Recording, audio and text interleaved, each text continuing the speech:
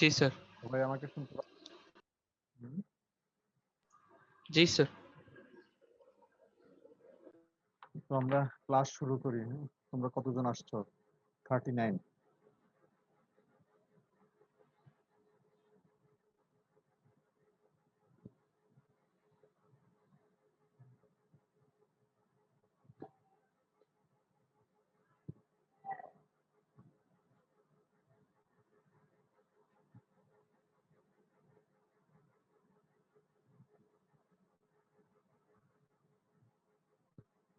দেখতে পাচ্ছ তোমরা?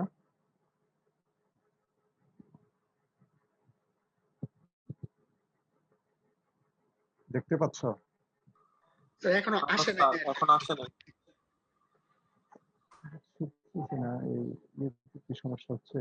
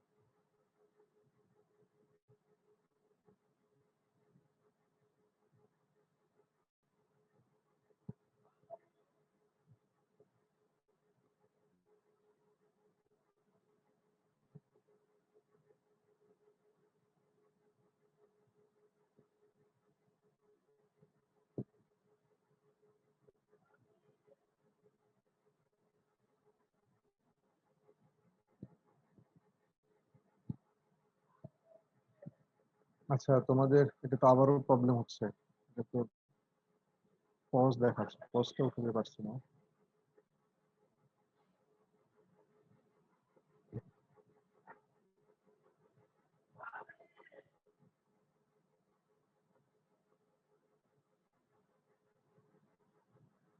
এখনো তোমরা দেখতে পাচ্ছ না? না স্যার, মানে আসে নাই, দেখাইতেছে স্টার্টেড শেয়ারিং, কিন্তু স্লাইড গুলো দেখা যাইতেছে না। হ্যাঁ, এখানে পজ দেখাচ্ছে, এটা কেন হচ্ছে আমি ঠিক বুঝতে পারতেছি না।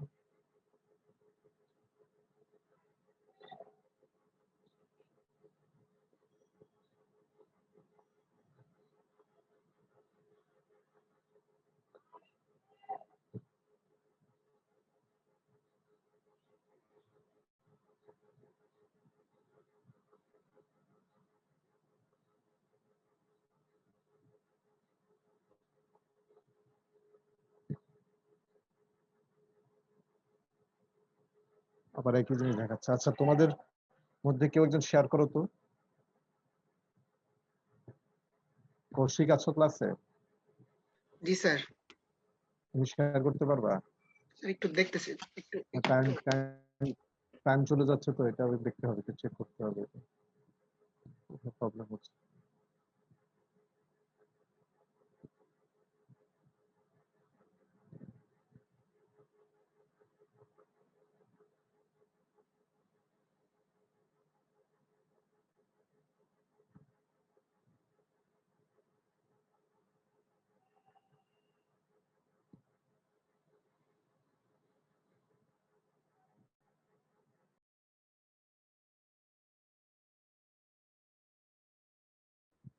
হ্যাঁ, দেখা যাচ্ছে। ঠিক আছে। আহ শুরু থেকে যাও, একটু শুরু থেকে নামতে থাকো। আমাদের এলিংহাম পর্যন্ত পড়া হয়েছিল। হ্যাঁ, এলিখাম পর্যন্ত পড়ানো ছিল।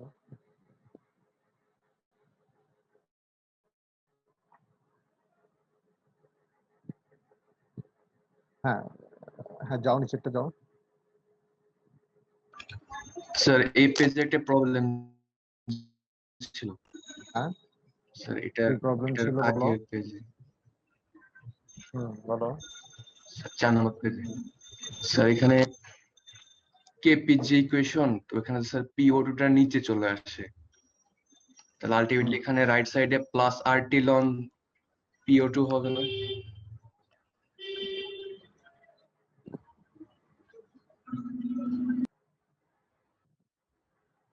এখানে কি হয়েছে? কেপি ডেফিনিশনটা কি?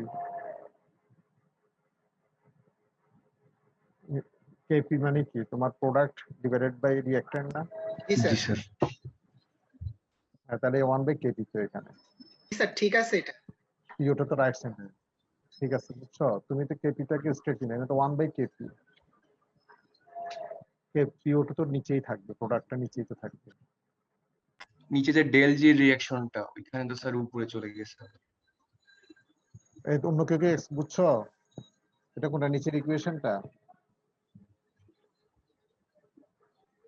এখানে সমস্যা নাই, তোমরা এটা সলভ করে নিও। কথা বুঝছো? এখানে ঠিক আছে। স্যার ওই উপরের রিঅ্যাকশন, উপরের যে ইটা দিছে ওইটাতে একটু সমস্যা আছে। আর উপরের কেপি মনে হয় রিভার্স রিঅ্যাকশনের জন্য লিখছে। উপরের কেপিটা রিভার্স রিঅ্যাকশনের জন্য লিখছে, এটা হচ্ছে সমস্যা। হ্যাঁ হ্যাঁ স্যার প্রোডাক্টটা নিচে চলে গেছে আসলে। হ্যাঁ। নিচেরটা স্যার ঠিক ঠিক আছে আর কি, নিচে যে সূত্রটা নিচেরটা ঠিক আছে একদম। ঠিক আছে, এখন নিচে যাও, পরের স্লাইডে যাও। এটাও তোমরা বুঝছো যে আসলে ফরওয়ার্ড রিঅ্যাকশনের জন্য রিঅ্যাকশনের জন্য কি কন্ডিশন তোমার হওয়া লাগবে। আমরা অক্সিজেন পটেনশিয়াল এটা কম্পেয়ার করছি। তারপরে চলে যাও নেক্সট স্লাইডে। ইলিংহাম পর্যন্ত আমরা পড়ছি। ইলিংহামটা একটু সামনে রাখো। তোমরা এটা ইলিংহাম ডায়াগ্রাম তো সবাই বুঝছো তাই না? এটা আগেও পড়ছো তোমরা। উপরের দিকের অক্সাইড গুলাতে অক্সিজেন পটেনশিয়াল বেশি, আর নিচের দিকগুলোতে অক্সিজেন পটেনশিয়াল কম। এই আর টেম্পারেচারের সাথে সাথে সবগুলা যে কোনো একটা ইন্ডিভিজুয়াল অক্সাইডের অক্সিজেন পটেনশিয়াল বাড়তে থাকে। হ্যাঁ, নিচে এবার যাও পরের স্লাইডে। আচ্ছা, এখন দেখো আজকে যেটা আমরা এগুলো আগেও এই রিঅ্যাকশন গুলো আমরা আগের প্রথম ক্লাসেও পড়েছি, অর্থাৎ সেকেন্ড লেকচারে।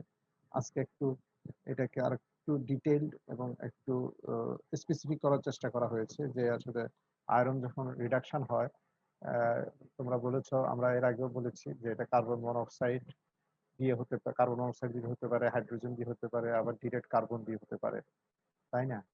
তো এটা আমরা আগে দেখেছি, কিন্তু এখন জিনিসটাকে আর একটু ডিটেল স্পেসিফিক করার জন্য এই স্লাইড গুলা, পরের স্লাইড গুলা, এটাকে এক্সপ্লেন করবা, দেখি বলো।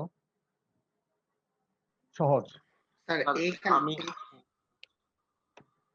হ্যাঁ, আমি বলতে স্টুডেন্ট নাম্বার বলবো, আমি তো এখানে তার দেখা যাচ্ছে না। স্যার আমার স্টুডেন্ট আইডি 24, আমার রোল 24। কি নাম তোমার? স্যার আমার নাম মোহাম্মদ নাজমুল হাসান দীপন। করো, এটা এক্সপ্লেন করো। এইখানে হচ্ছে আচ্ছা, বলছে স্যার আচ্ছা, একটু থামো। এখানে তোমাদের অনেক বন্ধুরা এটা শুনতেছে একসাথে। তোমরা যখন বলবা, একটা জিনিস এক্সপ্লেন করতে বলবা, একটু ডিটেল করার চেষ্টা করবা স্লাইডে যা আছে তা। কেননা স্লাইডে তুমি হয়তো সংক্ষেপে একটা কথা বলে ফেললা, এখানে স্লাইডে কিন্তু আরো একটু ডিটেল ইনফরমেশন আছে। কথা কি বুঝছো? বলো। Reduction of iron oxide. এখানে স্যার আয়রন অক্সাইড রিডাকশন বলতে আমরা আসলে আয়রনের যে ওর গুলো আছে সেখানে অক্সিজেনের পার্সেন্টেজ হচ্ছে গ্র্যাজুয়ালি কমাতে থাকবো।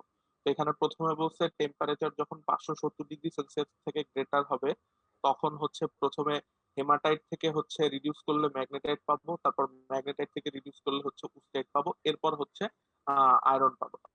আর হচ্ছে যদি টেম্পারেচারটা আমার 570 থেকে হচ্ছে কম থাকে তাহলে হচ্ছে আমি হেমাটাইট থেকে হচ্ছে ম্যাগনেটাইট পাবো, তারপর ম্যাগনেটাইট থেকে উস্টাইট না পেয়ে ডিরেক্ট হচ্ছে আয়রন পাবো। আর আমাদের ব্লাস্ট ফার্নেসের টেম্পারেচার সাধারণত হচ্ছে 570 থেকে অনেক বেশি। এই কারণে হচ্ছে আসলে এই 1 নাম্বার ইকুয়েশন অনুযায়ী হচ্ছে আমাদের আয়রন অক্সাইডের রিডাকশন হবে।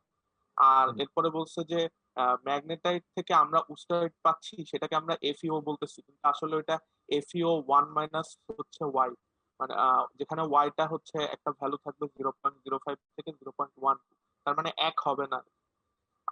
আর বলছে যে রিডাকশন অফ আয়রন এক হবে না মানে হচ্ছে এটা আসলে অক্সিজেন আয়রনের সাথে আয়রন 1 অক্সিজেন দিয়ে যত পার্সেন্টেজ থাকবে তারও আরো কম পার্সেন্টেজ থাকবে, তাই না? 1 - y। স্যার। যেমন পয়েন্ট, যেমন ও এর ভ্যালুটা এখানে দেখাচ্ছে, ওয়াই এর ভ্যালুটা দেখাচ্ছে 0.05 0.12, তার মানে কি অক্সিজেন 1 থেকে কম। তার মানে আয়রন অক্সাইডে নরমালি ইকুইলিব্রিয়াম অক্সাইডে যেই অক্সিজেনের রেশিও থাকার কথা, পার্সেন্টেজ থাকার, তার চেয়ে কম থাকবে, তাই না? জি এটাই স্যার। তো মিন করতেছে। হ্যাঁ, আগাও। আচ্ছা, রিডাকশন অফ আয়রন দুইটা পদ্ধতিতে হচ্ছে সাধারণত করা হয়। একটা হচ্ছে চারকোলের মধ্যে যে কার্বন, সেটার সাথে ডাইরেক্ট কন্ট্যাক্টের মাধ্যমে এখানে কার্বন ডাইঅক্সাইড হচ্ছে প্রডিউস হবে, এবং এটাকে বলা হয় হচ্ছে ডাইরেক্ট রিডাকশন। আর আমরা হচ্ছে রিডিউসিং গ্যাসের ইন্টারাকশনের মাধ্যমে করতে পারি। রিডিউসিং গ্যাস বলতে হচ্ছে যে কার্বন মনোক্সাইড থাকবে আর হাইড্রোজেন থাকবে, সেগুলোর সাথেও হচ্ছে কার্বন ডাইঅক্সাইড আর স্টিম হচ্ছে প্রোডাক্ট হিসেবে পাবো। আর এই পদ্ধতিটাকে বলছে হচ্ছে ইনডাইরেক্ট রিডাকশন। আর এই ডাইরেক্ট রিডাকশন আর ইনডাইরেক্ট রিডাকশন, এইটা সামেশন হচ্ছে আমার টোটাল রিডাকশনটা, যেটাকে ইউনিটি অথবা 100% বলতেছে। এখন ডিরেক্ট রিডাকশন, ইনডাইরেক্ট রিডাকশন তোমাদের কাছে ক্লিয়ার হয়েছে? আমরা কিন্তু আগেই বলছি আয়রন রিডাকশন হয় হচ্ছে কিসের মাধ্যমে? কার্বন মনোক্সাইড, হাইড্রোজেন অথবা কার্বনের মাধ্যমে। কথা কি বুঝছো? জি স্যার। এটা কে, হ্যাঁ কে শেয়ার করতেছে? হ্যাঁ, এটা একটু।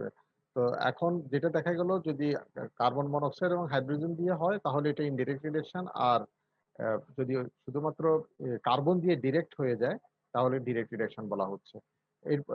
এর সবাই বুঝছো কিনা? সহজ এটা। তারপরে যাও নেক্সট স্লাইড।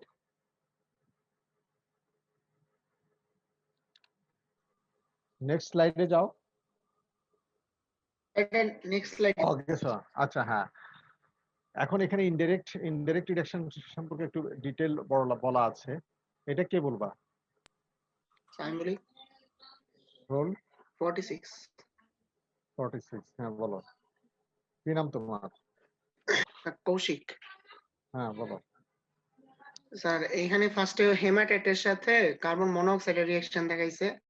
উৎপন্ন হয়েছে হলো ম্যাগনেটাইট আর কার্বন ডাইঅক্সাইড, আর সাথে হলো তাপ উৎপন্ন হয়েছে, সো এটা এক্সোথার্মিক রিঅ্যাকশন। দেন হলো আবার হেমাটাইটের সাথে যদি আমাদের হাইড্রোজেন থাকে, হাইড্রোজেন যদি রিঅ্যাকশন করে তাহলে হেমাটাইট ম্যাগনেটাইট উৎপন্ন হবে, আর হলো সাথে H2 উৎপন্ন হবে। এটাও একটা এক্সোথার্মিক রিঅ্যাকশন। আর reduction of magnetite to austenite then হলো মেটালিক, এই ফুল প্রসেসটা হলো একটা রিভার্সিবল রিঅ্যাকশনের মতো। মানে ম্যাগনেটাইট থেকে যদি অস্টাইট আবার মেটালিক আয়রন হয়, ওটা থেকে আবার অস্টাইট আবার ম্যাগনেটাইটও হইতে পারে। দেন হলো কিন্তু এখন আমাদের তো দরকার হলো আয়রন তৈরি করা, ম্যাগনেটাইট বা অস্টাইট তৈরি করা তো আমাদের ব্লাস্ট হওয়ার উদ্দেশ্য না। সো আমাদের অলওয়েজ ফরওয়ার্ড ডিরেকশনটারে এনকারেজ মানে ইনক্রিজ করা লাগবে। তো এটা ইনশিওর করার জন্য আমরা যেটা করতে পারি, আমরা কার্বন আর কার্বন ডাইঅক্সাইড মানে উপরে দুটো রিঅ্যাকশনে দেখতে পাচ্ছি, এই রিঅ্যাকট্যান্ট হিসেবে কার্বন মনোক্সাইড আর H2 আছে, আর প্রোডাক্ট হিসেবে কার্বন ডাইঅক্সাইড আর H2 আছে। তো কার্বন প্রথম রিঅ্যাকশনের মধ্যে আমরা কার্বন মনোক্সাইড আর কার্বন ডাইঅক্সাইডের মধ্যে একটা রেশিও অনুপাত, আর সেকেন্ড রিঅ্যাকশনের জন্য H2 আর H2 এর মধ্যে একটা রিঅ্যাকশনের অনুপাত যদি রাখতে পারি, তাহলে আমরা মানে ইফেক্টিভ ওয়েতে আর কি ফরওয়ার্ড ডিরেকশনটা সামনে নিতে পারবো। তো ওইটা পরে দেখানো হয়েছে যে ম্যাগনেটাইটের সাথে m পরিমাণ কার্বন মনোক্সাইড যোগ করলে তারপরে হলো একটা রিঅ্যাকশন হয়েছে যে FeO মানে অক্সাইড উৎপন্ন হয়েছে, আর হলো কার্বন ডাইঅক্সাইড উৎপন্ন হয়েছে, আর হলো একটা নির্দিষ্ট পরিমাণ কার্বন মনোক্সাইড উৎপন্ন হয়, মানে পুরোটা আর কি হয়নি, ইউজ হয়নি এরকম। আর এটা একটা এন্ডোথার্মিক রিঅ্যাকশন। দেন হলো একটা হলো যে আবার ম্যাগনেটাইটের সাথে H2 n পরিমাণ H2 রিঅ্যাকশন করলে অক্সাইড উৎপন্ন হবে, আর হলো পানি, আর হলো একটা নির্দিষ্ট পরিমাণ H2 বিক্রিয়া করবে না, এটাও একটা এন্ডোথার্মিক রিঅ্যাকশন। তারপরে আমাদের যে Fe মানে অক্সাইড গুলো উৎপন্ন হলো, ওগুলা যখন আবার কার্বন মনোক্সাইডের সাথে রিঅ্যাকশন করবে, তখন আমাদের পাবো মেটালিক আয়রন পাবো, আর সাথে হলো কার্বন ডাইঅক্সাইড পাবো, আর কিছু পরিমাণ কার্বন মনোক্সাইড অবশিষ্ট থেকে যাবে। আর এটা একটা এক্সোথার্মিক রিঅ্যাকশন। তারপরে হলো অক্সাইডের সাথে আমরা যদি H2 যোগ করি, তাহলে ওই ক্ষেত্রে আমাদের একটা আয়রন মেটালিক আয়রন আর হলো পানি আর কিছু পরিমাণ H2 অবশিষ্ট থাকবে, এটা একটা এন্ডোথার্মিক রিঅ্যাকশন। অক্সিজেন পটেনশিয়াল অক্সাইডের ম্যাগনেটাইট থেকে কম, এই কারণেই হলো ম্যাগনেটাইট থেকে অক্সাইড যাইতে পারতেছে। আর রেশিও যদি হায়ার হয়, মানে কার্বন মনোক্সাইড আর কার্বন ডাইঅক্সাইডের বা H2 এর যদি একটা হায়ার হইতে হবে অক্সাইড রিডাকশনের জন্য। আর যেহেতু যেহেতু 1.9, 1.10 আর 1.12 এই তিনটা রিঅ্যাকশন এন্ডোথার্মিক, যদি আমরা টেম্পারেচার বৃদ্ধি করি, মানে হাই টেম্পারেচার থাকে, তাহলে ওইগুলার ফরওয়ার্ড রিঅ্যাকশন ভালো হবে। আর এক্সোথার্মিকের ক্ষেত্রে যদি আমরা টেম্পারেচারটা বৃদ্ধি করি, তাহলে ওই মানে রিভার্স রিঅ্যাকশনটা বেশি হবে আর কি। এখন সবাই এই কথাগুলো বুঝছো? এখানে সিম্পল কথা, তোমার যেটা হচ্ছে আয়রন অক্সাইড থেকে রিডাকশন যে তোমার ইনডাইরেক্ট হইতে হয়, ইনডাইরেক্ট রিডাকশন যেটা, সেটা এখানে ডিসকাস করা হয়েছে। এখানে যেটা ও বললো, এটা কমপ্লিট স্লাইডটা ও বললো। এখানে মূল কথাটা যেটা আসলো সেটা হচ্ছে যে কার্বন মনোক্সাইড হাইড্রোজেন দিয়ে যেটা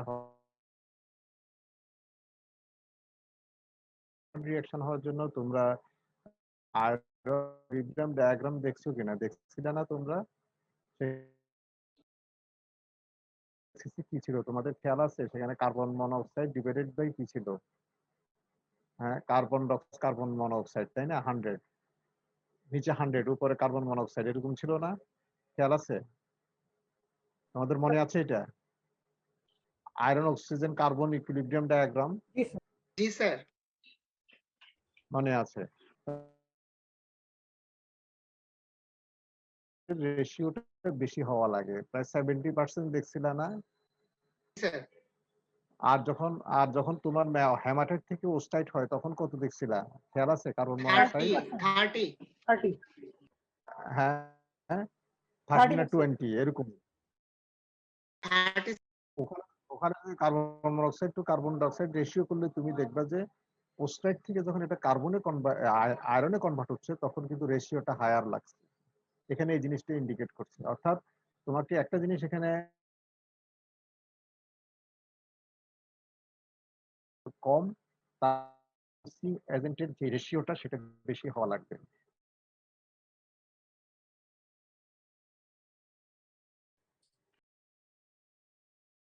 কথা কি বুঝছো? এটা আমরা পরে দেখবো, এর পরের স্লাইডে যাও।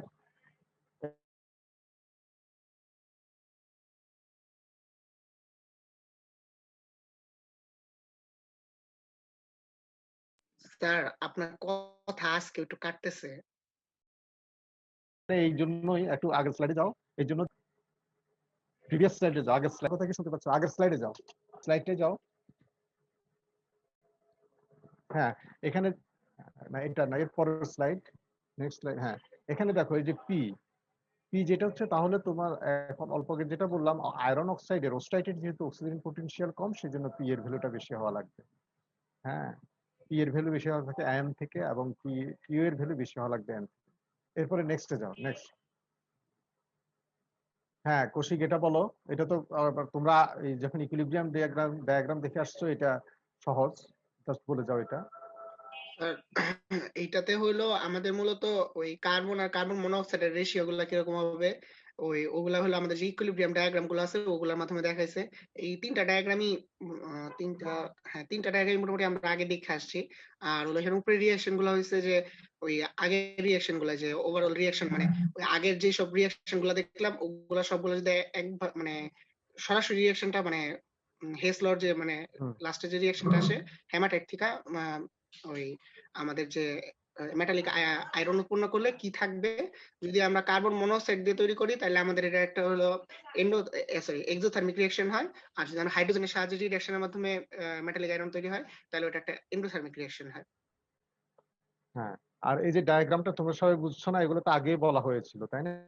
জি স্যার। আর এখানে ওয়াই এক্সিসে দেখো উপরের দিকে কার্বন মনোক্সাইড বাড়ছে, এটা দেখাচ্ছে, মানে অর্থাৎ যত তুমি উপরের দিকে কার্বন মনোক্সাইড যাবে আয়রন অক্সিজেন কার্বন সিস্টেম, আর যত নিচের দিকে যাও কার্বন ডাইঅক্সাইড অর্থাৎ বাড়বে, এই জিনিসটা দেখাচ্ছে, আর কিছু না।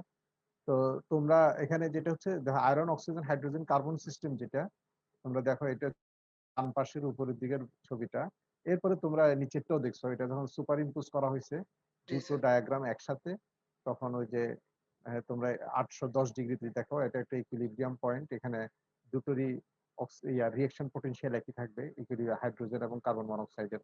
তোমরা এটা জানো, ডান দিকে গেলে কোনটা প্রসিড করবে, বাম দিকে হাই টেম্পারেচার 810 থেকে হাই টেম্পারেচারে কোন রিঅ্যাকশনটা হবে, এবং 810 থেকে নিচে যদি হয় কোন রিঅ্যাকশনটা হবে, তোমরা এটা জানো। এখানে যে এখানে এই reduction reactions in the blast furnace do not achieve equilibrium because of এখানে একটা কথা বলা হচ্ছে, আমরা তো এতক্ষণ ইকুইলিব্রিয়াম নিয়ে কথা বলেছি, কিন্তু দেখা গেল যে আসলে ব্লাস্ট ফার্নেসের যে এনভায়রনমেন্ট, সেই এনভায়রনমেন্টটা তোমার ইকুইলিব্রিয়াম কন্ডিশনে রান করে না। আসলে আমরা তো ধরো ফেজ ডায়াগ্রামও তোমরা পড়েছো, ইকুইলিব্রিয়াম ফেজে যখন কাস্টিং করা হয়, একটা মেটাল যখন একটা অ্যালয় যখন তৈরি করা হয়, তখন কি সেখানে ইকুইলিব্রিয়াম কন্ডিশন থাকে? না স্যার। কখনোই ইকুইলিব্রিয়াম কন্ডিশন থাকে না।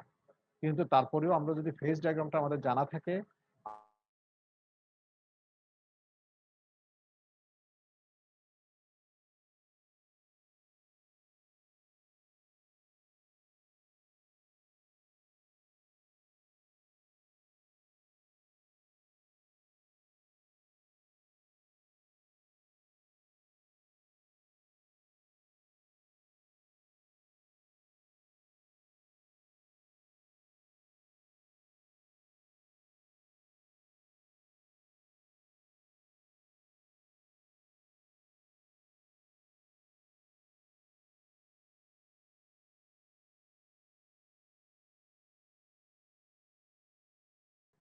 তোমরা কি শুনতে পাচ্ছ? একটু ডিসকানেক্ট হয়ে গেছিলাম, এখন শোনা যাচ্ছে? জি স্যার, শোনা যাইতেছে, তবে স্যার মাঝে মাঝে স্যার কথা কেটে যায়। হ্যাঁ, তো হ্যাঁ, না মাঝখানে ডিসকানেক্ট, একটু নেটওয়ার্ক সমস্যা করছিল। শোনো, তাহলে এখানে কি দাঁড়ালো, যে যেটা হচ্ছে যে আমরা কখনোই মানে ফার্নেসের মধ্যে, এই ব্লাস্ট ফার্নেসের মধ্যে ইকুইলিব্রিয়াম কন্ডিশন এটা মেনটেন করে না। হ্যাঁ, যেমন এই যেটা হচ্ছে যে এখানে তোমার যে পরিমাণ, যে সময়ে গ্যাসটা থাকা দরকার, রেসিডেন্স টাইম বলা হয়, এই সময় থাকে না, আরো অল্প অল্প সময় থাকে, অটো থেকে এটা বের হয়ে যায়। তারপর কার্বন মনোক্সাইড এখানে স্প্লিট হয়ে যায়। অর্থাৎ তোমরা জানো এই এই এখানে তুমি যদি লাইন 4 ফিগার 1 এখানে যেটা আছে, লাইন 4 মানে কি, এটা বিডওয়ার্ড ইকুয়েশন তোমরা যেটা দেখছো, সেটা 4 এর বাম পাশে যদি, অর্থাৎ টেম্পারেচার যদি কম হয়ে যায়, তখন কার্বন মনোক্সাইড থেকে কার্বন ডাইঅক্সাইড পুরো তৈরি হয় এবং সাথে সলিড কার্বন পড়ে যায়, তাই না? এটা বলতেছে যে যখন লো টেম্পারেচার হয় তখন কার্বন মনোক্সাইড তোমার স্প্লিট হয়ে যায়। নেক্সট যাও, নেক্সট স্লাইড।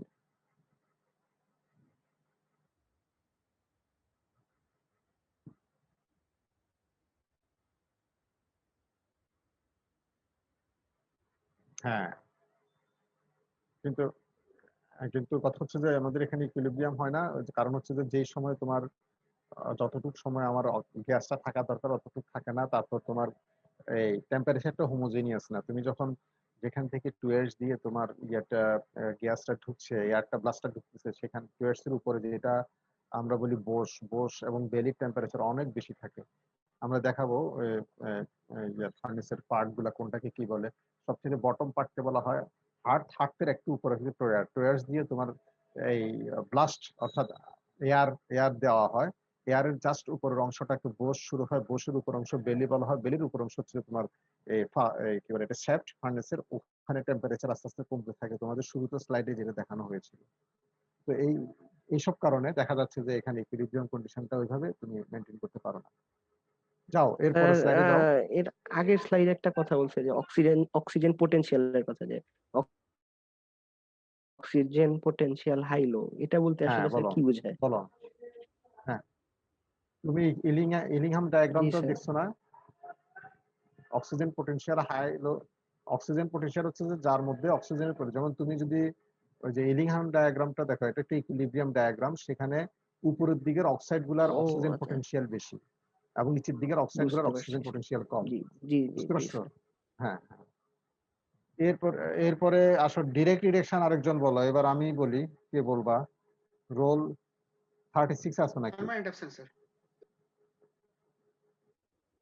পার্মানেন্ট, আচ্ছা পার্মানেন্ট অ্যাবসেন্ট গুলো বারবার কল করি নাকি?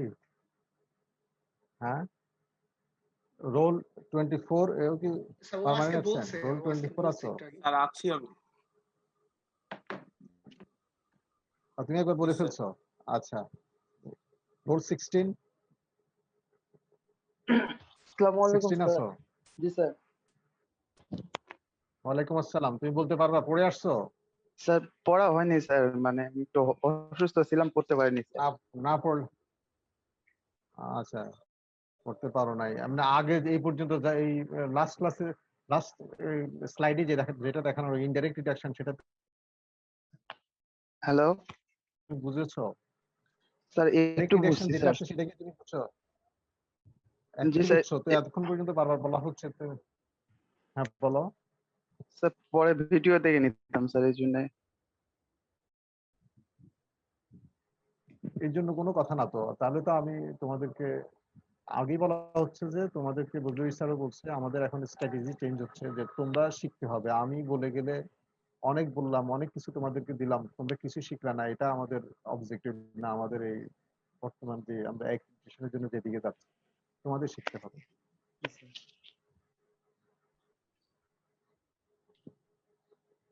রোল 28 আছো নাকি? রোল 28,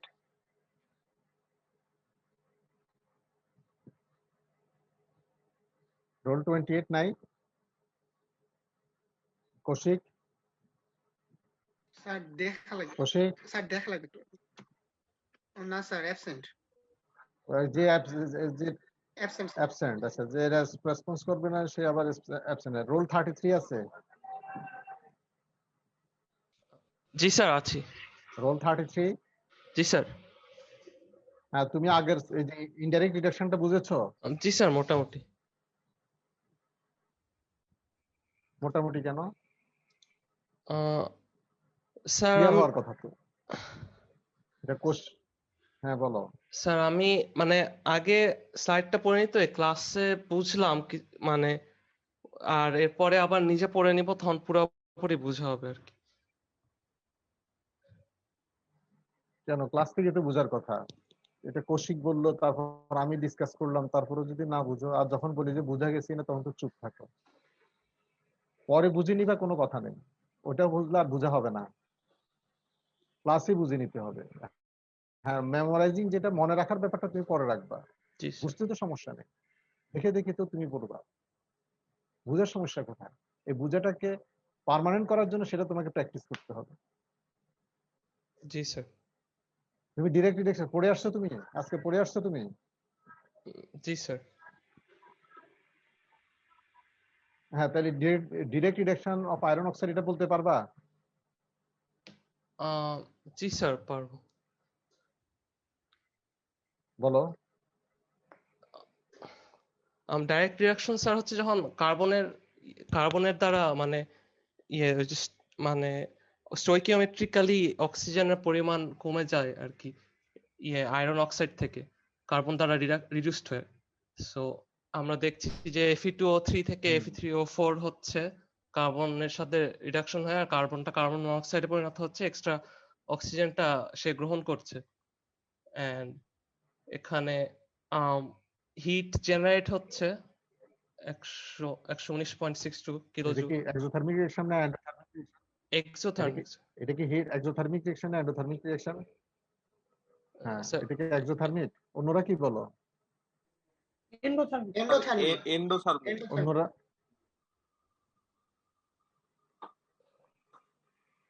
এটা তো এন্ডোথার্মিক রিঅ্যাকশন। তোমার হিট যদি এটা যদি বের হতো, তাহলে তো প্লাস হতো। ও আচ্ছা জি স্যার, আমি ডেল এইচ নেগেটিভ হলে ভাবছিলাম, কিন্তু ডেল এইচ এর মান হিটটা হচ্ছে স্যার, নিবে। হ্যাঁ। ভুল বলেছি। হুম। আচ্ছা ঠিক আছে, আগাও তারপর সেকেন্ড আগাও, স্টেপে, দ্রুত আগাও, টাইম জি স্যার আমাদের সেকেন্ড শেষ স্টেপে করতে হবে সেই তো। Fe3O4 টা আবার সেই মানে পিওর কার্বন দিয়ে মানে কোল দিয়ে রিডিউসড হয়ে আবার FeO আয়রন অক্সাইড তৈরি করছে। এখানেও এটাও এন্ডোথার্মিক রিঅ্যাকশন, হিট হিট গ্রহণ করছে আর কি। তারপরে হ্যাঁ, বোঝা গেল তোমার রিঅ্যাকশন গুলো, বোঝা গেল রিঅ্যাকশন গুলো, বোঝা গেল। এর পরের কথাগুলো বলো। রিঅ্যাকশন তো সবাই দেখছে এতক্ষণ পর্যন্ত। হ্যাঁ, এরপরে যাও, এরপরের কথা বলো। স্যার এরপরে বলছি স্যার যে সলিড আয়রন অক্সাইড আর কোকের মধ্যে খুব একটা রিঅ্যাকশন হয় না কিন্তু ব্লাস্ট ফার্নেসে। সো হাই টেম্পারেচারে 950 থেকে 1000 ডিগ্রি সেলসিয়াসের উপরে আহ, আহ, তুমি তো ভালোভাবে পারছো না। তুমি আগে ভালোভাবে পড়ো নাই, না পড়লে তো এগুলো দেখে দেখে আটকানোর কথা। দেখে দেখে পড়লে, আগে না পড়লে দেখে দেখে পড়লে টাইম নষ্ট হবে। স্যার আমি তো দেখে দেখে পড়ার জন্য না, আগে থেকে প্রিপারেশন নিয়ে আসবা, দেখে স্মুথলি পড়বা। তুমি না বুঝেও সমস্যা নেই। রোল 43 আছো? রোল 43? Yes sir. হ্যাঁ তুমি পারবা? তোমার নাম কি? Sir Nazia, Nazia jasmine. হ্যাঁ নাজিয়া পারবা? স্যার আমি আগে থেকে পড়িনি। পড়ো নাই কেন? সরি স্যার, পড়া হয়নি। রোল 19 আছো? আমি বারবার জি তোমাদের স্যার, আছি স্যার। পারফরমেন্স কিন্তু নোট করা হচ্ছে। এটা বাইনারি কি বলে, বাইনারি পারফরমেন্স 0-1 কথা বুঝছো? যারা পারবা এরা 1 আর 0 পারবে না 0, পরে এগুলো অ্যাড হবে, পরে এগুলো পার্সেন্টেজ করা হবে তোমাদের এই যে কন্টিনিউয়াস অ্যাসেসমেন্টে। রোল 19 কি জি নাম স্যার। তোমার? স্যার সাজ্জাদুর রহমান। পারবা তুমি? পারবা? স্যার জি পড়ে স্যার, আসছো? দেখছি স্যার, একটু চেষ্টা করতে পারবো স্যার। করো দেখি কেমন চেষ্টা করবা। স্যার ডিরেক্ট রিঅ্যাকশনটা, বলো দ্রুত যাও, আমাদের টাইম। ডিরেক্ট রিঅ্যাকশন সাধারণত ব্লাস্ট ফার্নেসে খুব কম ঘটে। আর আগের রিঅ্যাকশন থেকে আমরা দেখলাম কার্বন মনোক্সাইডের সাথে উস্টাইট রিঅ্যাক্ট করে, যে iron plus carbon die oxide, যেটা একটা এক্সোথার্মিক রিঅ্যাকশন। আর বাউডার রিঅ্যাকশন আমরা আগে পড়ছি। এই দুইটা হচ্ছে হেস লর মাধ্যমে এই দুইকে অ্যাড করলে আমরা দেখতে পারি যে আয়রন অক্সাইড উস্টাইটের সাথে হচ্ছে কার্বন রিঅ্যাকশন করে আয়রন, মেটালিক আয়রন এবং কার্বন মনোক্সাইড উৎপন্ন হয়, যেটা হচ্ছে একটা এক্সোথার্মিক রিঅ্যাকশন। আর রিঅ্যাকশন হাইড্রোজেনের মাধ্যমে ইনডিরেক্ট রিঅ্যাকশনে আমরা দেখছি যে হাইড্রোজেনের সাথে রিঅ্যাকশন করেও মেটালিক আয়রন প্লাস H2O, যেটা একটা এক্সোথার্মিক রিঅ্যাকশন। আর স্টিমের সাথে কার্বন রিঅ্যাকশন করে H2 প্লাস কার্বন মনোক্সাইড উৎপন্ন করে, সেটা একটা এক্সোথার্মিক রিঅ্যাকশন। তো এটাকেও সেম ভাবে হেস ল এর মাধ্যমে আমরা দেখতে পারি যে উস্টাইড প্লাস কার্বন থেকে আমরা মেটালিক আয়রন এবং কার্বন মনোক্সাইড উৎপন্ন হচ্ছে। In a wustite takes place. Sir নিচে লেখাটা বোঝা যাচ্ছে না স্যার, একটু উপরে তুললে ভালো হইতো স্যার। দেখতে পাচ্ছি। হ্যাঁ এটা দেখা যাচ্ছে, তোমার ওখানে দেখা যাচ্ছে না। আচ্ছা তাহলে হ্যাঁ মানে এখানে এখানে তোমরা বুঝছো এই কথাগুলা কি? আসলে এখানে মেইন কথাটা যেটা আসছে যে টেম্পারেচার যখন যেখানে এটা চেঞ্জ করলা কেন, আগের স্লাইডে গেলা কেন, পরের স্লাইডে আসো। হ্যাঁ হ্যাঁ ঠিক আছে, ঠিক আছে, অসুবিধা নেই, হ্যাঁ অসুবিধা নেই। এখানে যেটা হচ্ছে যে আসলে ব্লাস্ট ফার্নেসের যে জায়গাটা মেজর রিঅ্যাকশনটা হয় সেটা হচ্ছে যে তোমার অ্যাবাভ 950 ডিগ্রি সেন্টিগ্রেড, এটা হচ্ছে ইম্পর্টেন্ট জিনিস। সেখানে কি রিঅ্যাকশন হচ্ছে দেখা যাচ্ছে, সেখানে ডিরেক্ট রিডাকশনটাই তোমার দেখা যাচ্ছে। এখানে এই স্লাইডটা এক কথা এই কথাটাই বলছে, তাই না? আর অন্য কিছু?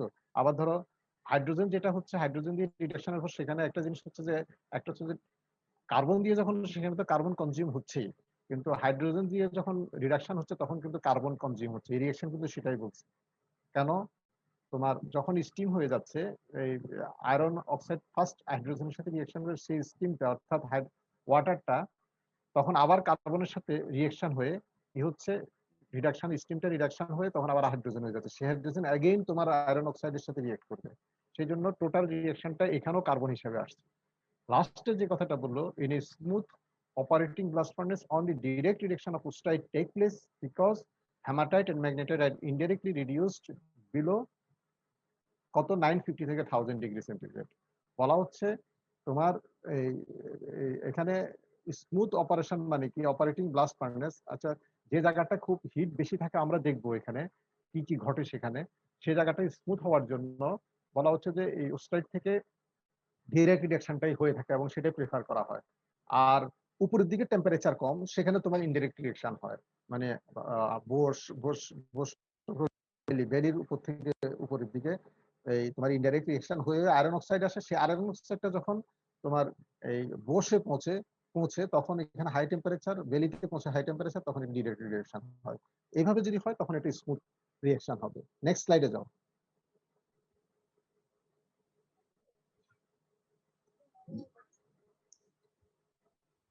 নেক্সট স্লাইডে যাও।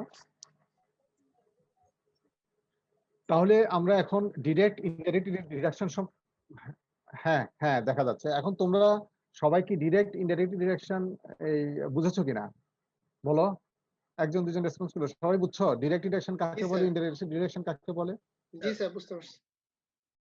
হ্যাঁ, বুঝতে পারছো। এবং ডিরেক্ট রিডাকশন কোথায় হবে এবং ইনডাইরেক্ট রিডাকশন কোথায় হবে, কখন হবে, সেটা তো বুঝতে পারছো নিশ্চয়ই, নাকি? বুঝতে পারছো না? ডিরেক্ট রিডাকশন কোথায় হবে, একটা হচ্ছে যে ডিরেক্ট ইনডাইরেক্ট রিডাকশন কি, ডেফিনেশন তোমরা জানছো, এবং এটা কখন হবে এবং কোথায় হবে, প্লেসটা তোমরা জানছো। এই তিনটে জিনিস এখান থেকে তোমাদের জানা গেল।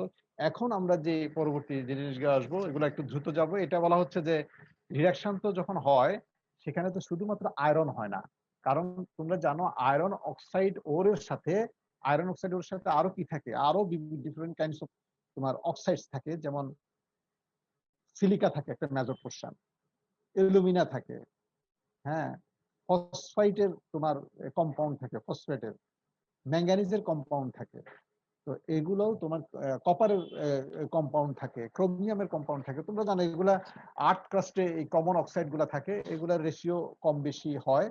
হ্যাঁ, যেখানে আয়রন অক্সাইডের রেশিওটা খুব বেশি, আমরা সেটাকে ওর বলেছি, শুরুতে আমরা সেটা বলেছি।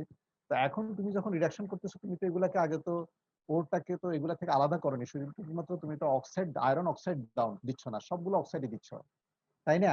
কথা বলো, সবগুলো অক্সাইড তোমরা দিচ্ছ না? এটার সাথে সবগুলো অক্সাইড আসছে কিনা আমাকে আসতেছে।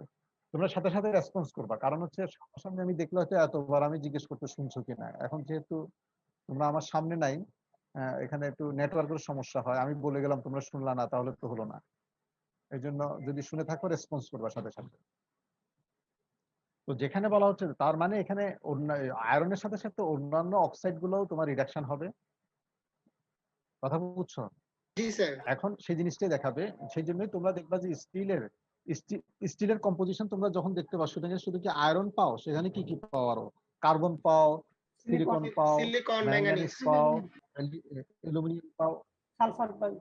সালফার পাও, ফসফরাস ফসফরাস। পাও না? এগুলো জি আসে স্যার। না? এগুলো ফ্রি জি কি স্যার। আয়রন, এগুলো free কি আয়রন নরমালি পাওয়া যায়? নরমালি পাওয়া যায় না। হ্যাঁ, তাহলে এখন আমরা দেখবো, এখন আমরা পরবর্তী স্লাইড গুলোতে দেখবো যে কিভাবে তোমার এই এলিমেন্ট গুলো আসে, কথা কি বুঝছো? এখন এই স্লাইডটা কি বলবা, এটা কি পড়ে আসছো এরকম যারা স্যার এখন আমি বলি আনসার স্যার। করছো, কথা বলেছো, এর বাইরে কি আর কেউ বলতে পারো? জি স্যার, আমি বলতে আমি চাচ্ছি। রোল নাম্বার কত? 20 স্যার। Student 20 sir. আমি 20। তোমার নাম কি? স্যার নির্ঝর। তোমার নাম? নির্ঝর। হ্যাঁ, নির্ঝর বলো। স্যার এখানে হচ্ছে আমরা যে বলো। বাকি যে অন্য এলিমেন্ট গুলি আছে এগুলির অক্সাইডের রিডাকশন দেখব। তো এখানে 3 ভাগে ভাগ করা হয়েছে অক্সিজেন পটেনশিয়ালের সাপেক্ষে। তো যাদের অক্সিজেন পটেনশিয়াল খুব হাই, যেমন ম্যাঙ্গানিজ, কপার, নিকেল, এদেরকে আমরা ইজিলি রিলেটিভলি লো টেম্পারেচারে কার্বন মনোক্সাইড এবং হাইড্রোজেন দ্বারা ইনডাইরেক্টলি রিডিউস করে ফেলতে পারি। তো সেকেন্ড গ্রুপ হচ্ছে যাদের অক্সিজেন পটেনশিয়াল আয়রন অক্সাইডের চেয়ে কম, যেমন ক্রোমিয়াম, ম্যাঙ্গানিজ, সিলিকন, এদেরকে আমরা সলিড কার্বন দ্বারা ডিরেক্টলি রিডিউস করতে পারি। এখন এই এলিমেন্টগুলি মানে স্ল্যাগ এবং মেটালের মধ্যে কিভাবে ডিস্ট্রিবিউট হবে সেটা ডিপেন্ড করবে হচ্ছে তাদের অক্সিজেন পটেনশিয়ালের উপরে। যদি তাদের অক্সিজেন পটেনশিয়ালটা লো হয়, একটু বলি। জি স্যার। শোনো, হ্যাঁ বলো, তুমি শেষ করো, তারপর বলো। যদি তাদের স্যার অক্সিজেন পটেনশিয়ালটা লো হয় তাহলে মেটালের মধ্যে তাদেরকে কম পাওয়া এখানে যায়। যেটা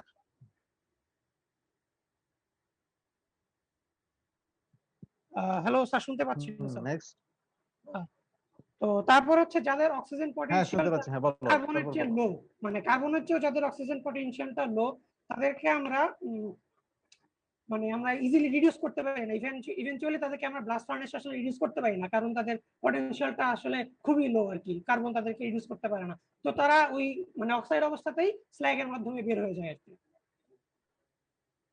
মানে তারা রিডিউস হয় না। তোমরা এই স্লাইডটা, হ্যাঁ তার এই স্লাইডটা নিশ্চয়ই বুঝেছো। এখানে একটা বেসিক জিনিস বলা হলো এবং এটা থাম্ব রুল বলতে পারো। এটা পুরোপুরি ইলিংহাম ডায়াগ্রাম থেকে তোমরা যদি অক্সাইড গুলা মেলাও পেয়ে যাবা, যেটা হচ্ছে যে অক্সিজেন পটেনশিয়াল যেগুলা বেশি খুব হাই, দেখবা যে ইলিংহাম ডায়াগ্রামের উপরের দিকে আছে, এগুলা সহজে তোমার কি হবে, রিডাকশন হবে। এর চাইতে কম যেগুলা, এগুলা যেটা বলা হচ্ছে সেগুলোও রিডাকশন হবে, কিন্তু সেগুলা রিডাকশন হবে সলিড কার্বন দিয়ে হাই টেম্পারেচারে। এবং এখানের মধ্যে একটা কথা বলা আছে, কিছু দেখো এই রিডাকশন হয়ে কোথায় যাবে, হয় মেটালে যাবে নতুবা তোমার স্ল্যাগে যাবে, কথা কি বুঝছো? হয় মেটালে যাবে, না হয় স্ল্যাগে যাবে অক্সাইড হিসাবে। তো এখন এখানে chromium oxide, manganese oxide, silica আর টিটেনিয়াম অক্সাইড, তুমি দেখো এই তিনটার মধ্যে দেখো যখন রিডাকশন হবে, রিডাকশন হয়ে প্রথম তিনটা অক্সাইড তুমি চলে যাবে হচ্ছে মেটালে। আর যেহেতু অক্সিজেন পোটেনশিয়াল টিটেনিয়াম অক্সাইডের আরো কম কম্পেয়ার টু এই ফরমার 3 অক্সাইডস, তাহলে দেখা যাবে যে এই টিটেনিয়াম অক্সাইডটা তোমার টিটেনিয়াম যখন হয়ে যাবে তখন সে স্লাগে চলে যাবে, টিটেনিয়াম হিসেবে, অক্সাইড হিসেবে না। কথাটাই বুঝছো? এটা হচ্ছে তো এক ক্রাইটেরিয়া যে তোমার, এই জন্যই দেখা যায় যে ইলিংহাম ডায়াগ্রামে তুমি যদি দেখো যে যেগুলার লোয়ার অক্সিজেন পোটেনশিয়াল সেগুলোকে কার্বন দিয়ে কখনো রিডিউস করা যায় না। হ্যাঁ, তুমি দেখবা ওই যে গতকালও আমরা ডিসকাস করছি সেটা। সেই জন্য তুমি দেখবা যে calcium oxide, magnesium oxide, ammonium oxide এগুলো ইলিংহাম ডায়াগ্রামের বটম সাইডে আছে, অর্থাৎ অক্সিজেন পোটেনশিয়াল এদের খুবই কম। এগুলা কার্বন দিয়ে করা যাবে না, এগুলা ডিরেক্টলি তোমার স্ল্যাগে চলে যাবে। নেক্সট স্লাইডে যাও।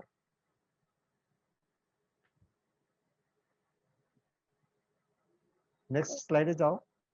তো এখানে আমরা সিলিকনের রিডাকশনটা দেখবো আর কি। তো আমরা যে চার্জ দিই, চার্জিং মেটেরিয়াল, সেগুলোর মধ্যে সিলিকন প্রায়ই থাকে, সিলিকা বা সিলিকেট আকারে। তো এখন এটা মেজর সোর্স দুইটা, একটা হচ্ছে গ্যাং মেটেরিয়াল আর একটা হচ্ছে আমরা যে কোক দিই সেই কোক অ্যাশটা আর কি।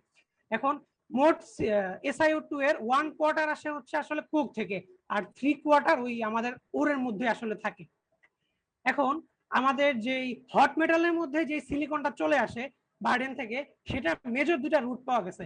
একটা হচ্ছে কি যে মল্টেন স্ল্যাগ থেকে ডিরেক্টলি, আর আরেকটা হচ্ছে কি স্ল্যাগ অথবা কোক অ্যাশ থেকে গ্যাস ফেজের মাধ্যমে। তো এখন এই সিলিকা সিলিকা রিডাকশন হয় হাই টেম্পারেচারে সরাসরি কার্বনের মাধ্যমে, যেটা হচ্ছে একটা এন্ডোথার্মিক রিঅ্যাকশন। এখানে -622.5 কিলো জুল তাপ গৃহীত হয় আর কি। এখন যেই আমাদের আয়রনটা মাত্র ফ্রেশ রিডিউসড হলো মাত্র, সেটা হচ্ছে এই রিঅ্যাকশনে ক্যাটালিস্ট হিসেবে কাজ করে। এবং এটা ওই রিঅ্যাকশনের যে টেম্পারেচার আমরা বলে আসছিলাম 1500-র উপরে, সেই টেম্পারেচারটাকে নামায়া 1050 থেকে 1100-তে নামায় নিয়ে আসে আর কি। এবং সে সরাসরি ওই সিলিকনের সাথে রিঅ্যাকশন করে ফেরোসিলিকেট তৈরি করে, যেটা হচ্ছে একটা তাপ উৎপাদী রিঅ্যাকশন। 80.26 কিলো জুল তাপ এখানে উৎপন্ন হয়।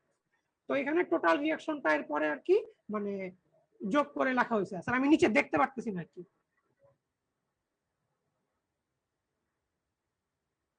হ্যাঁ, টোটাল রিঅ্যাকশনটা দেওয়া আছে।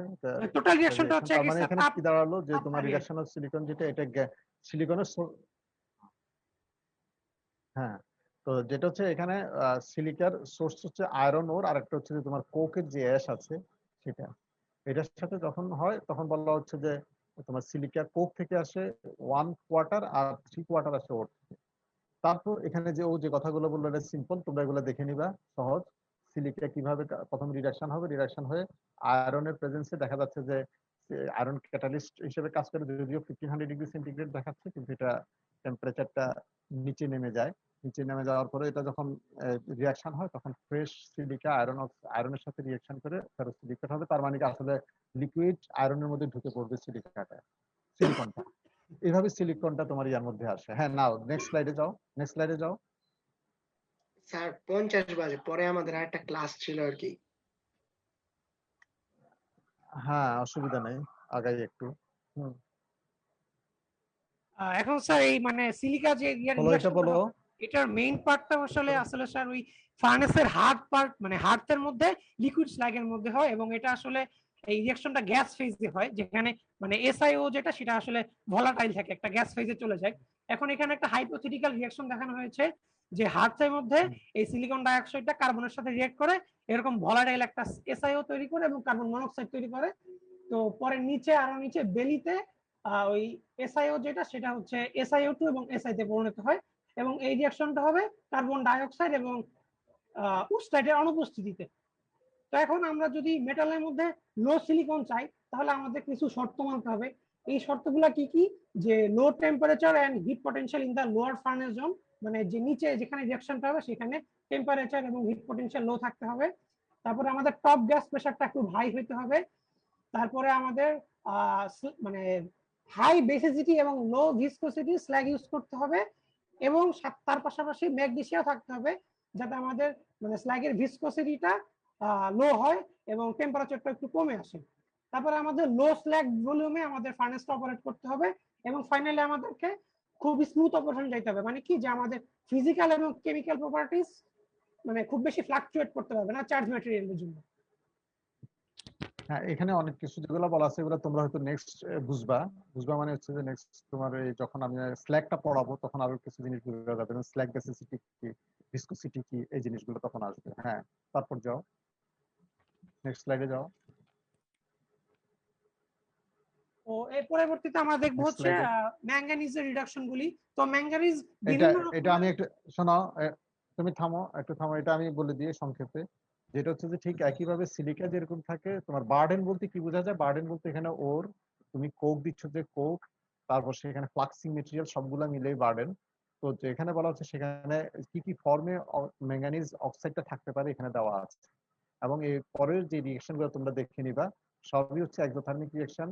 কিভাবে এগুলা হায়ার ম্যাঙ্গানিজ থেকে লোয়ার ম্যাঙ্গানিজ আসতেছে, as like তোমার আয়রন Fe2O3 থেকে যেভাবে Fe আসছে সেটা এখানে একই জিনিস, এবং এগুলো স্ট্রংলি এক্সোথার্মিক।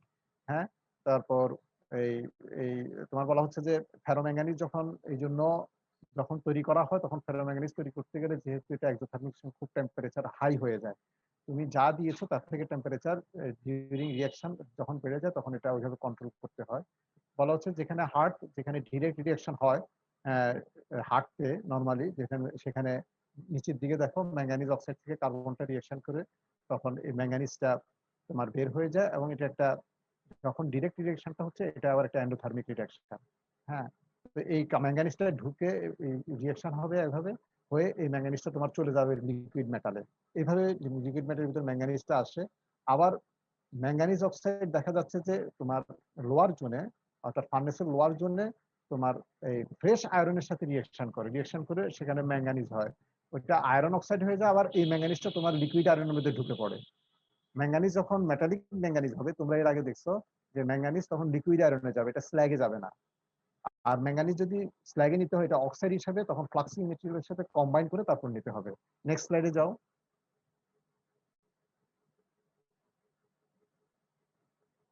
নেক্সট স্লাইডে যাও।